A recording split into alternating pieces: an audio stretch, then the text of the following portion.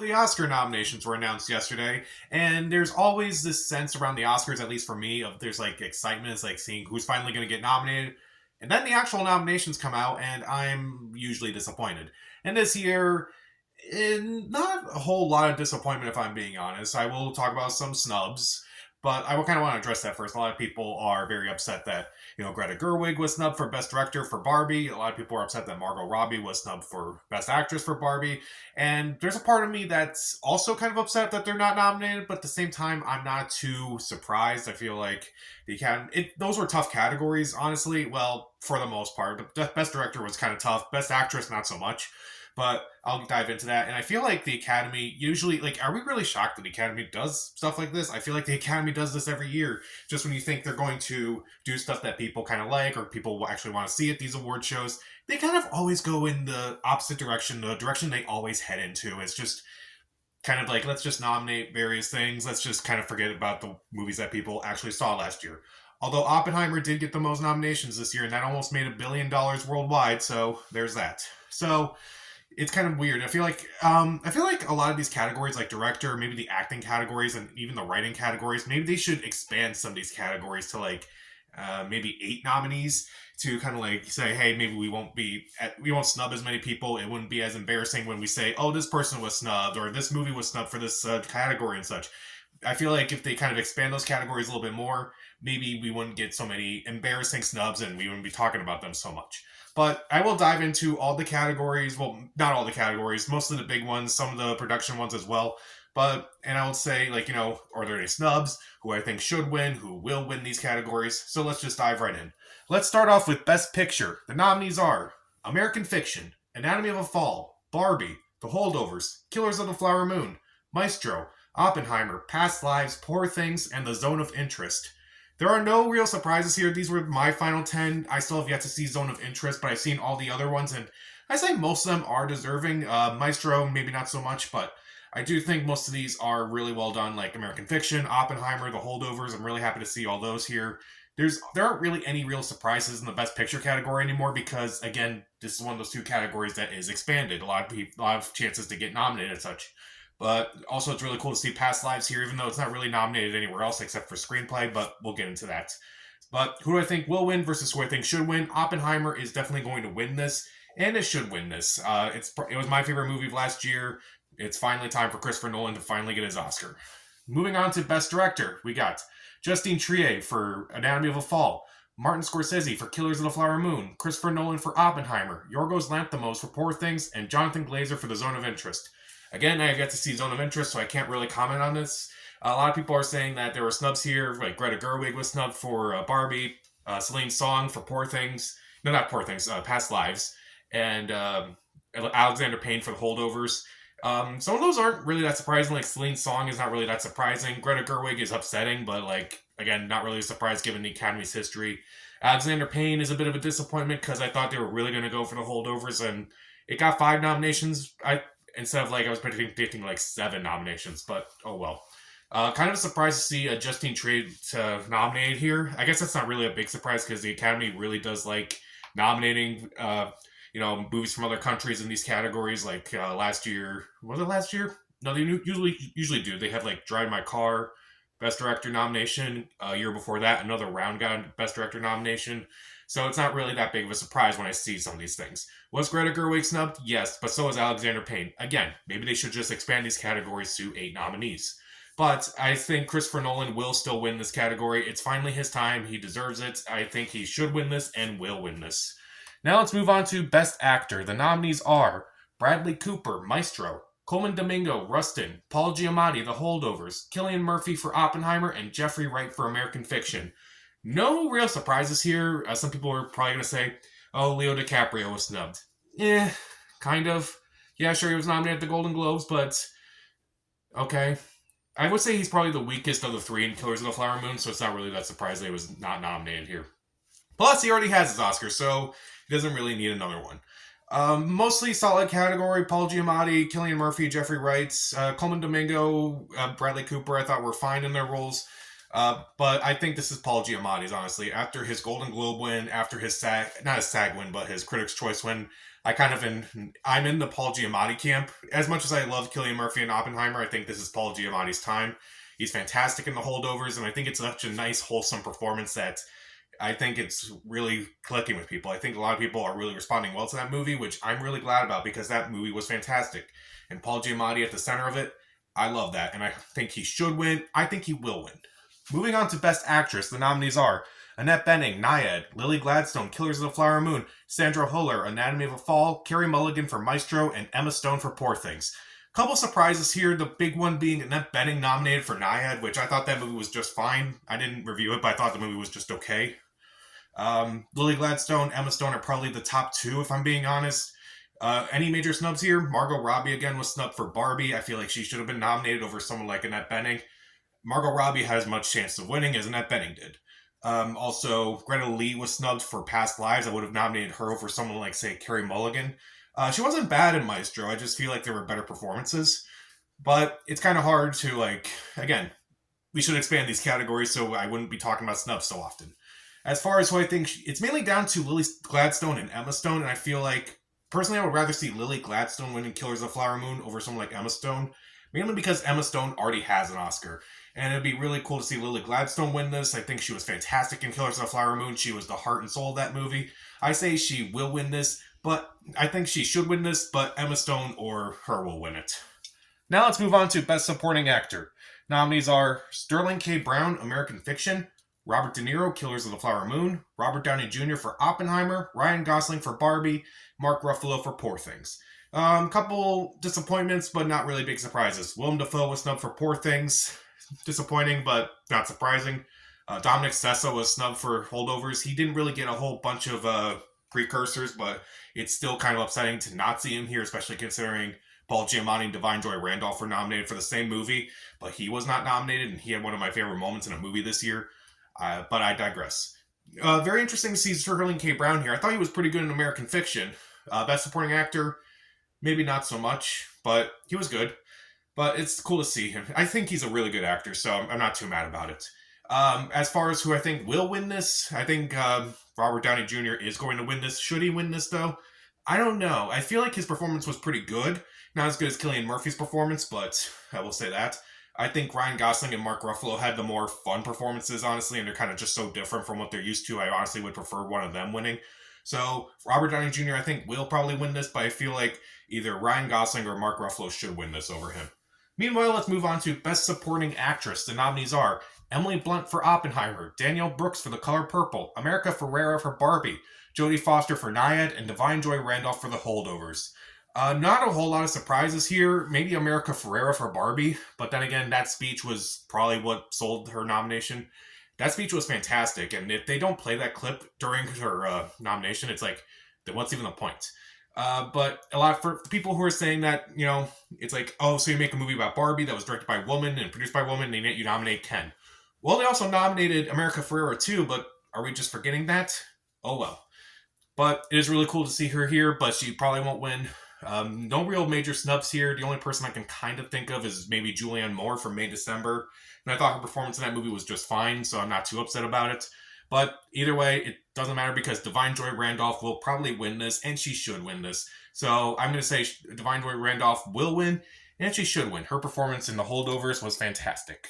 Let's move on to Best Original Screenplay. The nominees are Anatomy of a Fall, The Holdovers, Maestro, May December, and Past Lives. I'm okay with Anatomy of a Fall, Holdovers, and Past Lives being nominated, but I would like to see a few other movies nominated here. Maybe Air would have been a really cool nomination, but I didn't have much hope for it getting any nominations, and it didn't.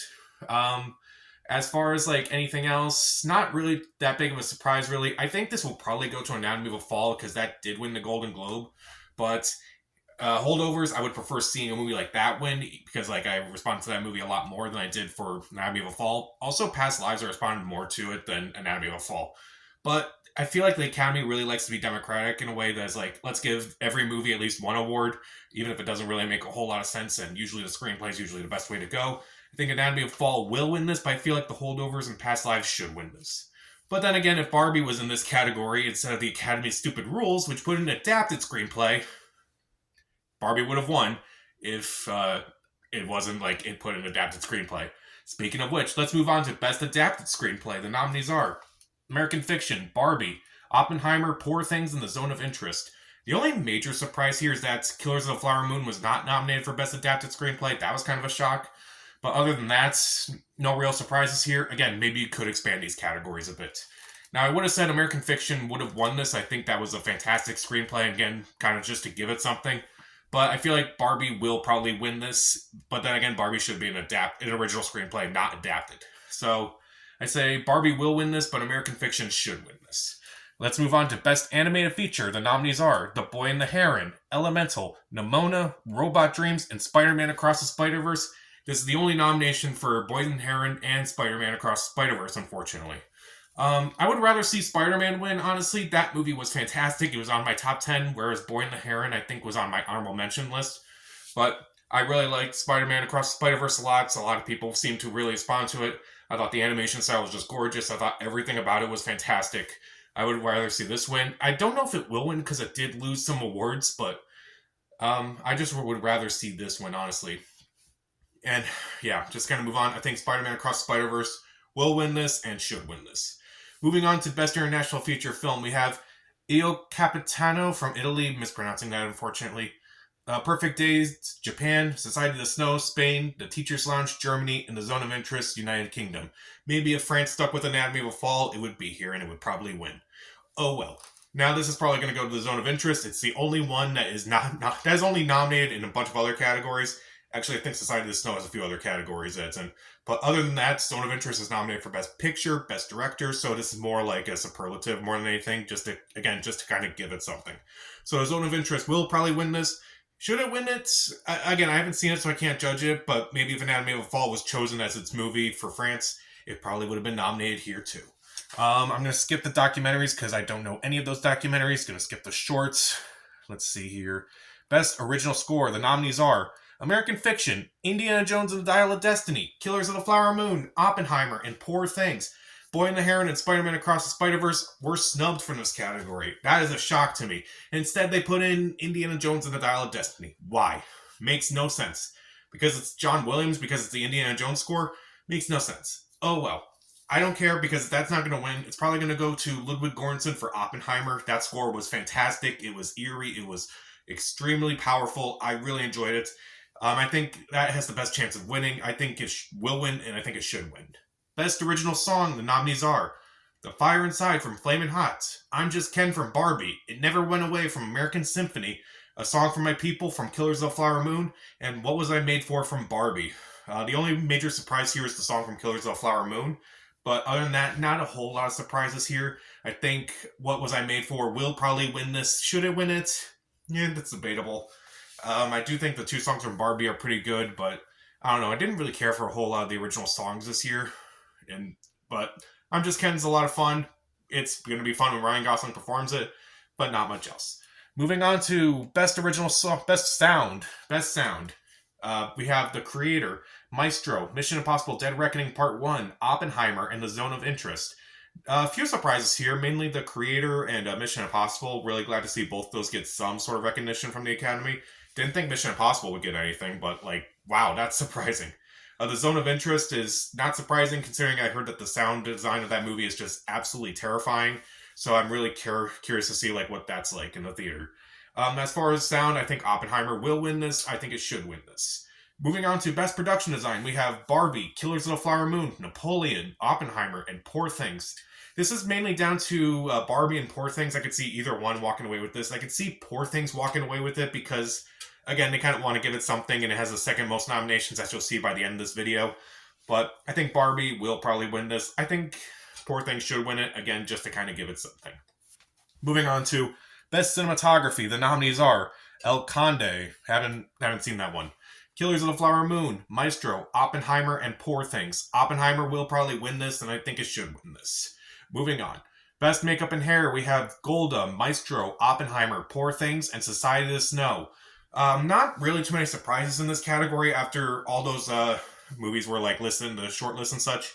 Not much to say. I think Maestro will probably win this one because, they kind of want to give it something.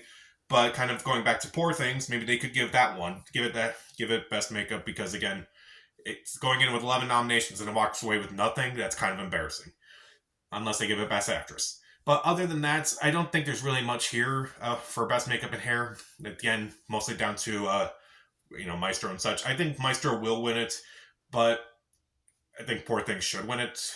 Oh well. Best costume design. The nominees are Barbie, Killers of the Flower Moon, Napoleon, Oppenheimer, and Poor Things.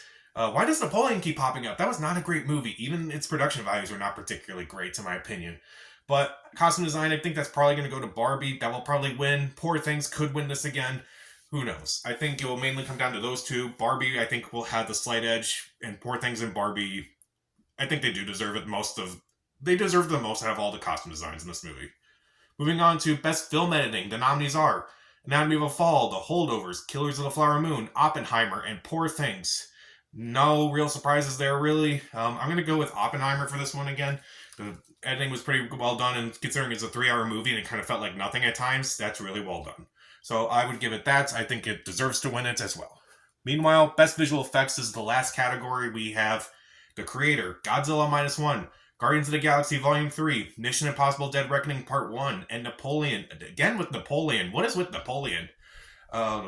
It's like, okay, so they give Oppenheimer crap because it's like, okay, you didn't really have CGI in your movie, so we're not going to nominate you for visual effects. So what's the deal with Napoleon? It makes no sense. But out of all these movies, I feel like there are, again, a couple surprises here. Mission Impossible was a surprise, a nice surprise, and a not so great surprise with Napoleon. But I really like seeing Guardians of the Galaxy. I do like seeing Godzilla Minus One here. I do like seeing The Creator here. I think The Creator will probably win this because pretty much the visuals of The Creator are not really in your face, unlike something like, say, Guardians of the Galaxy or even Godzilla.